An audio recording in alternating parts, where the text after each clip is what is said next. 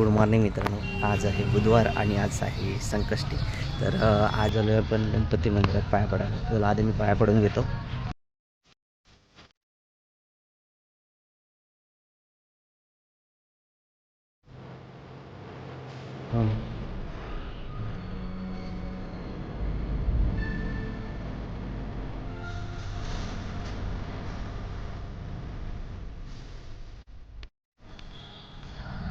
मित्रांनो आता मी पाया पडून निघालो असो आणि बायको पण पाया पडलेली आहे. कसं वाटलं? शांत वाटतं.